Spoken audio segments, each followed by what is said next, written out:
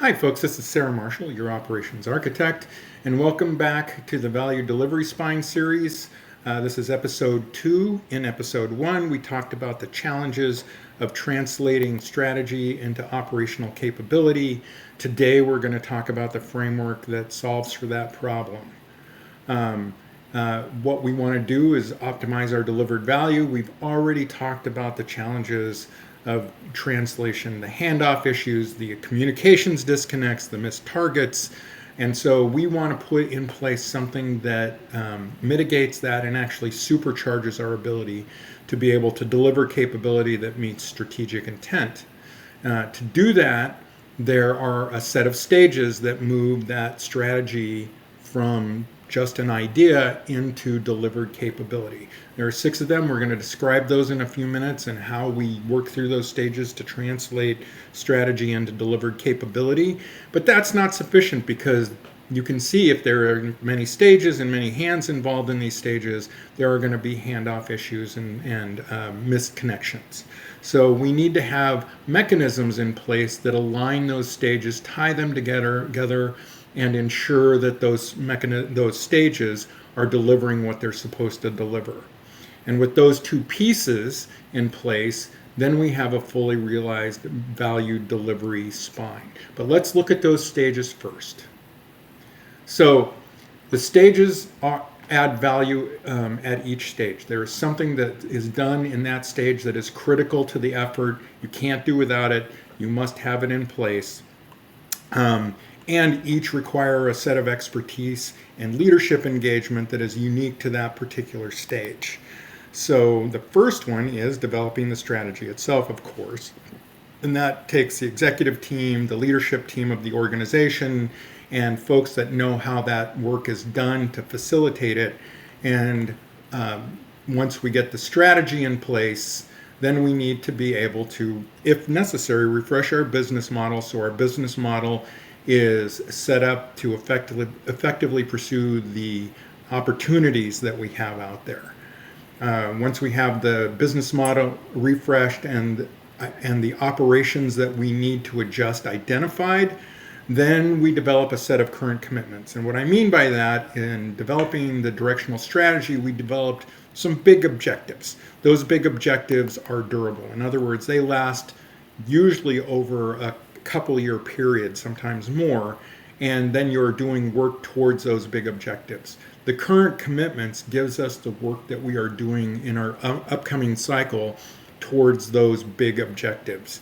And that upcoming cycle can be anything from a quarter to a year, typically, but it is a specific delivery with specific measurements for how we're going to operate once we meet that commitment. Once we have our commitments laid out, then we propose solutions.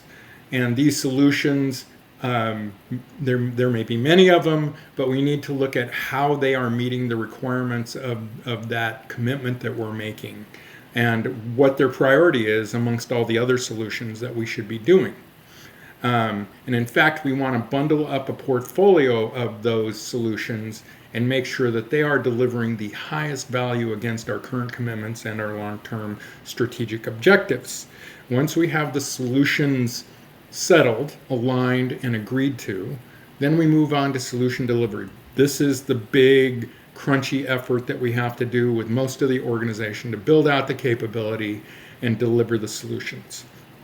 And once the solutions are complete and launched, they launched into the organization, typically into operational organizations, and we establish a new state of performance. So those are the 6 stages of the value spine: setting direction, refreshing the business model, establishing current commitments, pursuing those current commitments through agreed to solutions, building out those solutions and launching them into the organization and establishing the new normal. But that's not enough. Like I said, if we don't have mechanisms in place to align these activities, there's a really good chance we are going to have misses, disconnects, handoff issues, and we want to avoid those. So we need a set of mechanisms that are going to support that. And to get to what those mechanisms should be, we need to have a conversation about what gets done at each level of these, specifically around decision making and management of these activities. And there's three specific efforts that need to be established as we are moving from stage to deliver these things. The first one is decision making. What decisions do we need to make? How do we need to make them? Who needs to be involved? These are the big, and early on, these are the big decision makings. The first three phases are all about setting organizational direction, priorities, what our commitments are going to be, what our roadmap is, what our performance expectations are. Those all happen in those first three stages. And that's typically the most senior-most leadership in the organization that is working towards that and managing those activities. They are, in effect, a working group. But the decision-making doesn't stop there. Once we've agreed to what those big strategic things are and we're actually executing on them, we also need this same team to act as oversight to that effort and ensure that we are on track. So they are still engaged to some degree in the way of decision making and oversight, and will continue to support.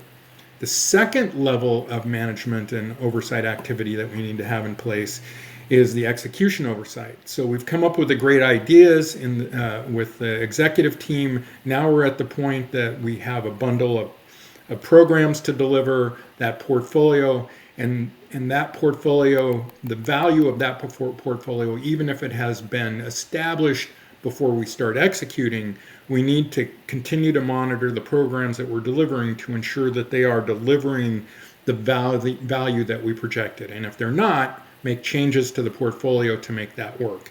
And that usually sits in a body called the PMO. I'll get into what that means in a minute. But there is a last oversight and decision-making piece that we need to have in place. And that is specific and tactically to the design, build, and execution of the solutions that we need to have in the organization. And the body that usually deals with that is the program lead themselves and the project team, identifying issues, resolving them, or raising them if they can't be solved within the team through their appropriate escalation path. So we need to have all three of these activities addressed in the mechanisms that we build to support across the stages. And to do that, the way we establish those decision-making bodies is, as I mentioned before, the senior leadership team sets the direction and the decision-making, but then they monitor the execution, so they're involved in all 6 stages in some way, shape, or form. You can see that in that first column to the right.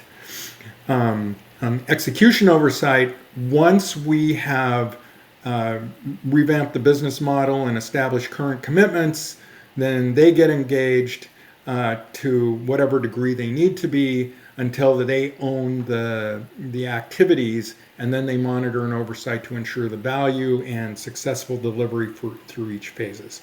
And finally, the program leads themselves are involved in current commitments, proposed solutions, and solution delivery.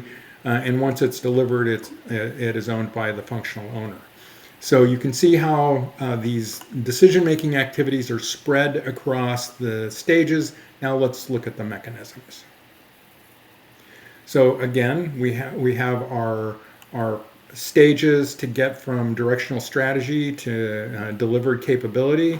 Directional strategy is created, the business model is refreshed, the current commitments are established, we have proposed and agreed to solutions, we are executing and delivering on those solutions, and then we establish a new state of performance.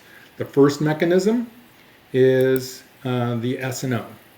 And the S&O is the effort that is tasked with providing cadence and facilitation for directional strategy, business model refreshes, current commitments, because it is supporting that working team that is delivering all that work. And once that, and it also establishes the portfolio priorities, so the portfolio can move forward and deliver, and the execution of that portfolio is delivering the capability that we're looking for in the we need a different group to manage the execution. The program office takes those priorities, manages the portfolio, and ensures that the programs that they are overseeing will deliver the value that we need them to.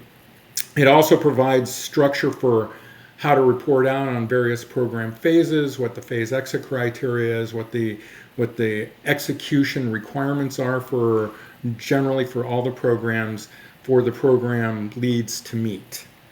And then there is the executing body that actually is working on those programs. The program lead and the project management team works on and delivers those projects from proposed solutions through delivered capability into the organization. And then the functional operations take on that capability, establish a new normal, and operate moving forward till the next big wave of changes come. So summary here is the solution to the issues with handoffs, with the risks and the complexity of these programs is to establish the value delivery spine. And in the value delivery spine, we have stages, those 6 stages to translate strategy into delivered capability. The mechanisms, the S&O, the PMO, the program teams, and then the functional operations organization are the mechanisms through which we guide this effort and then get it delivered into the organization effectively. And then if you want to read more about this, you can read my article, Translating Strategy into High Performance Capability, or visit my blog at www.operations-architect.com. Thank you.